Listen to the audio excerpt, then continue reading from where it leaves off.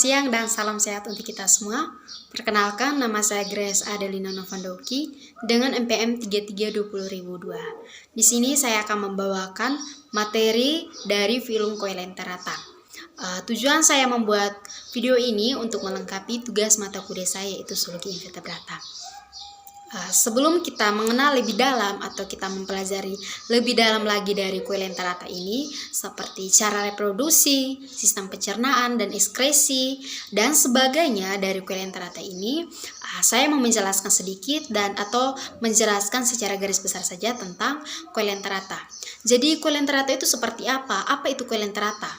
Jadi Koilenterata ini dia berasal dari bahasa Yunani, yaitu zoilos, yang artinya rongga atau berongga, sedangkan enteron artinya perut atau usus. Jadi Koilenterata ini adalah organisme yang belum memiliki usus sejati karena ususnya ini digunakan sebagai organ pencernaan. Atau secara sederhana, Koilenterata ini adalah hewan yang menggunakan rongga tubuh atau perutnya ini sebagai tempat pencernaan makanan. Lalu kita sudah mengetahui tentang Koilenterata. Seperti apa bentuk dari Koilenterata ini? Apakah dia hewan, benda, atau tumbuhan? Jadi Koilenterata ini adalah hewan yang pada umumnya kita sudah tahu atau dia sudah populer, yaitu seperti ubur-ubur. Jadi gambar dari Koilenterata ini seperti ini.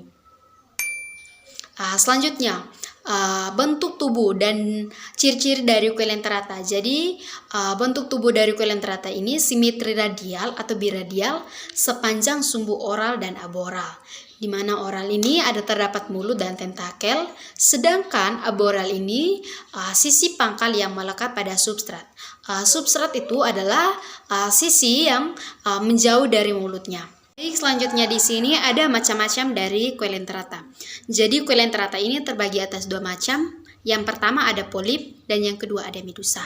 Jadi polip ini dia berbentuk slider atau seperti vas bunga, yang bagian mulut atau oralnya ini dia mengandung tentakel dan dia menghadap ke atas. Sedangkan sisi lainnya atau ujung lainnya ini atau aboral dia melekat pada substrat, ada di bagian bawah. Untuk lapisan mesoglea pada polip ini sangatlah tipis dan pergerakan pada polip ini sangatlah terbatas atau hanya meliuk-liuk saja karena dia melekat pada substrat atau di dasar laut.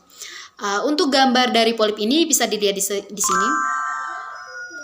Selanjutnya di sini ada medusa. Yang kedua ada medusa. Di sini dia berbentuk lonceng atau dia seperti payung atau seperti jamur yang cekungnya atau bagian cekungnya itu dia menghadap ke atas dan bagian cembungnya itu dia menghadap ke bawah, dan untuk mulut atau tentakelnya itu dia berada di tengah-tengah. Dan untuk lapisan mesoglea pada medusa ini sangatlah tebal dan pergerakannya sudah sangatlah bebas. Selanjutnya di sini ada sistem reproduksi. Jadi Koilenterata ini dia berkembang biak secara aseksual dan seksual, di mana aseksual ini mengenai pembelahan atau pembentukan tunas, sedangkan seksual ini mengenai pembentukan sigot. Lalu yang berikut ada struktur dari endodik kita.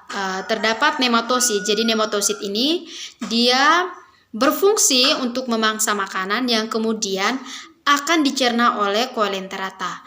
Lalu nematosit ini dibagi menjadi 4 bagian.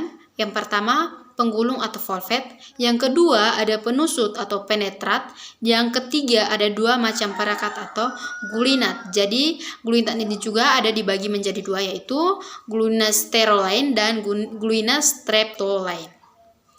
Baik, selanjutnya di sini ada lapisan dari Koilenterata. Ada 2 lapisan utama dan 1 lapisan. Yang pertama ada lapisan ektodermis atau lapisan epidermis. Yang kedua ada lapisan endodermis atau gastrodermis. Sedangkan yang ketiga ada lapisan antara atau mesoglea. Jadi lapisan ektodermis atau lapisan epidermis ini dia mengandung sel. Selnya itu terdiri di atas sel epitel otot, sel interstisial, sel sinedokita, sel kelenjar lendir, dan sel saraf indera. Jadi untuk lapisan ektodermis ini dia di bagian luar. Yang ini bagian luar. Sedangkan lapisan gastrodermis atau lapisan endodermis ini dia di bagian dalam. yang ini, dan dia memiliki lapisan sel. Yang pertama ada lapisan sel otot pencerna yang berfaglea, sel kelenjar enzim, sel kelenjar lendir. Lalu ada lapisan antara mesoglea atau dia berada di tengah dan dia tidak memiliki lapisan yang spesifik karena dia merupakan modifikasi antara lapisan epidermis yang bagian sini dan lapisan gastodermis. Kulen terata ini ada 4 kelas. Yang pertama kelas hydrozoa, yang kedua ada kelas sipozoa, yang ketiga ada kelas kubozoa, yang keempat ada kelas anthozoa. Lalu yang berikut ada peran-peran dari kulen terata. Ada 2 perannya, itu peran pertama menguntungkan dan yang kedua ada merugikan. Kita bahas yang pertama yaitu menguntungkan. Jadi peran kulen terata yang menguntungkan yaitu sebagai komponen utama dalam terumbu karang atau dia juga sebagai tempat untuk menghias akuarium. Dan kulen terata ini atau seperti ubur-ubur ini bisa dijadikan sebagai bahan makanan yang mengandung protein tinggi.